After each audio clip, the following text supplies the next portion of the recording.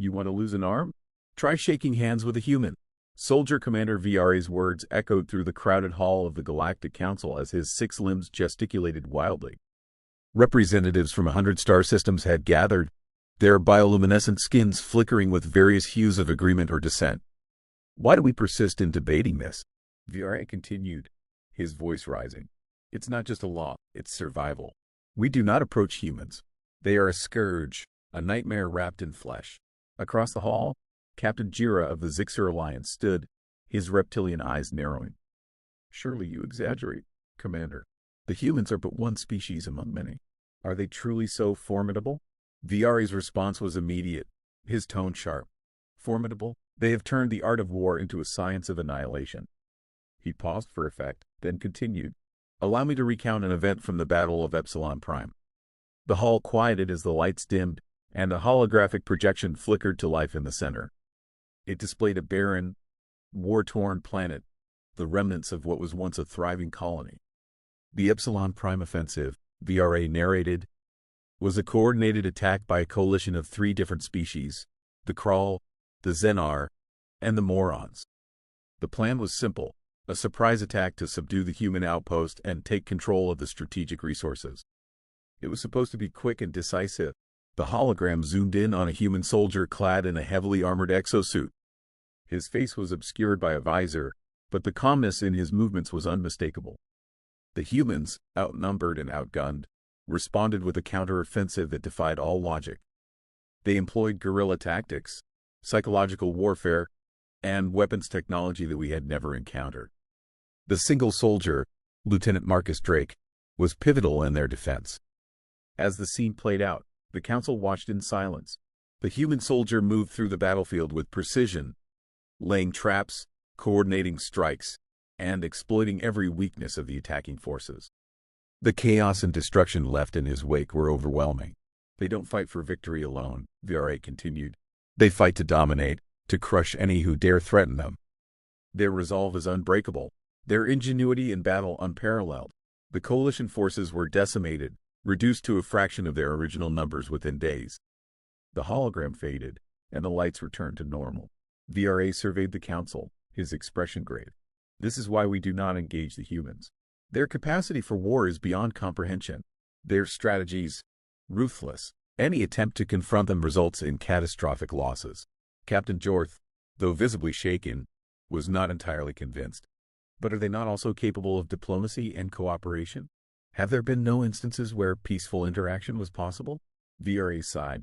There have been such instances. Yes. But even then, the humans approach diplomacy as they do war, with cunning and strength. They negotiate from a position of power, always prepared to enforce their terms by any means necessary. It is why we have established the non-approach law. We must preserve ourselves by steering clear of their path. Suddenly, a voice from the back of the hall broke the silence. With all due respect, Commander, I disagree. All eyes turned to the speaker. A tall, broad-shouldered figure with the markings of a seasoned warrior. General Corps of the Nari Confederation stepped forward, his expression unreadable. General Corps, VRA acknowledged. I trust you have a compelling reason for this dissent? Corps nodded. I do. While I do not dispute the dangers you have outlined, I believe there is another side to the humans that we must consider. They are not merely destroyers. They are also creators, innovators, explorers. Their capacity for war is matched by their capacity for progress. To isolate ourselves completely from them is to ignore the potential benefits of understanding their ways. Murmurs rippled through the assembly as Corps continued. Consider the Terran incident. A Nari vessel was stranded in a hostile quadrant, its life support failing. A human ship passing through detected the distress signal and intervened. They repaired our vessel, shared resources, and ensured our safe return.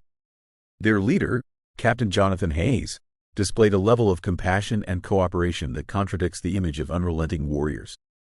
VRA frowned, clearly unimpressed. One act of kindness does not erase their history of violence. General, we cannot afford to gamble with our future based on isolated incidents. Corps' eyes hardened. I am not suggesting we abandon caution, Commander. But we must also recognize that fear and prejudice can blind us to opportunities. The humans are complex, and to reduce them to mere monsters is to misunderstand them entirely. We must approach them with respect, not just for AR. The hall fell silent as the council members pondered Kor's words. VRA's face betrayed a hint of frustration, but he remained composed. We will take your perspective into consideration, General.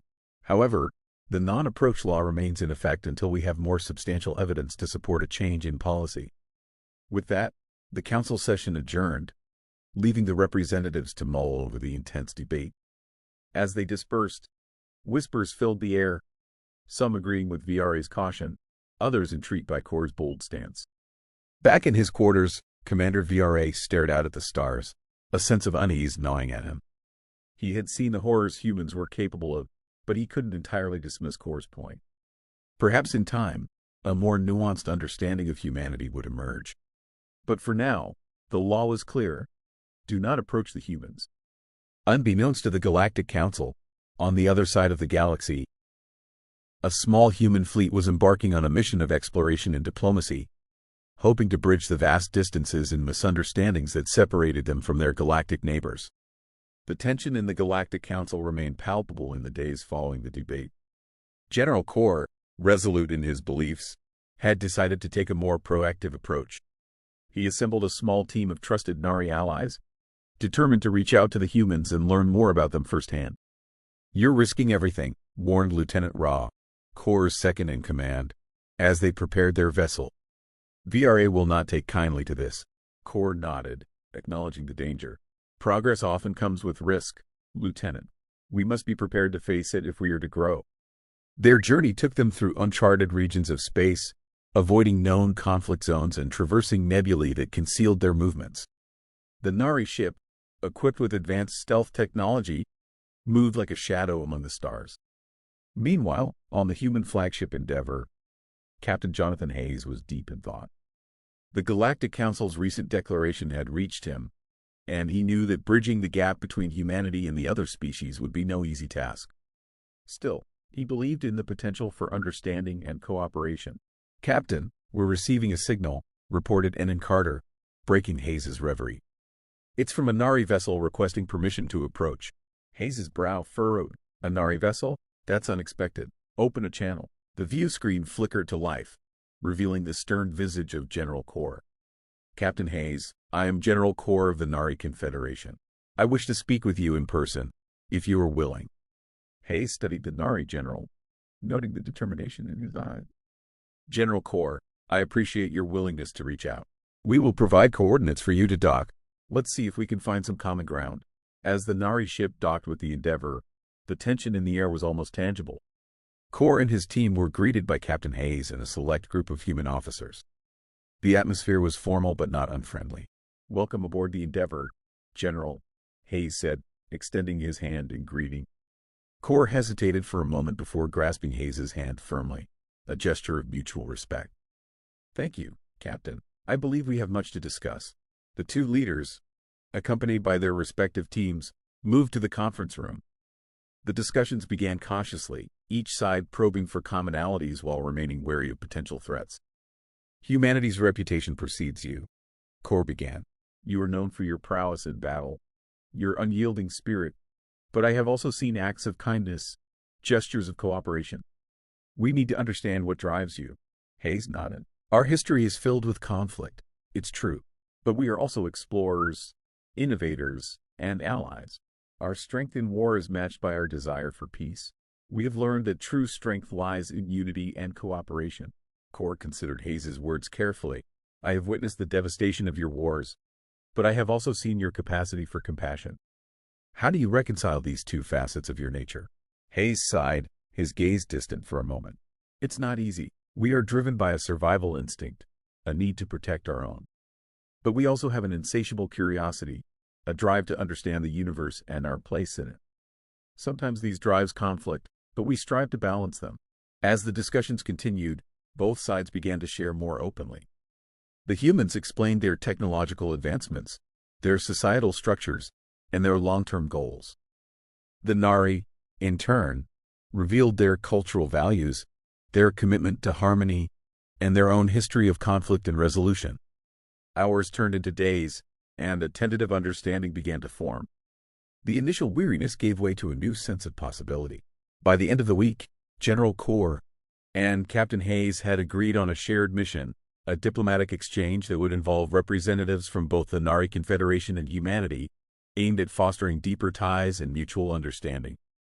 It was a small step, but a significant one. As Core prepared to leave the Endeavor, he turned to Hayes with a final thought. "This is just the beginning, Captain.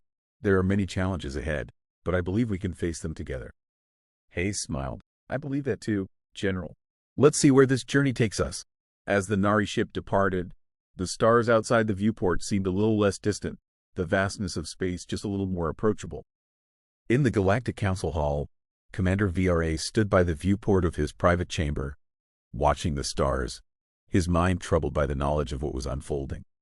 He had seen the humans' capacity for war, but he had never truly understood their capacity for change. Would the decision to engage them prove to be a grave mistake, or would it lead to something unexpected? The future was uncertain, but one thing was clear: humanity was no longer something to ignore.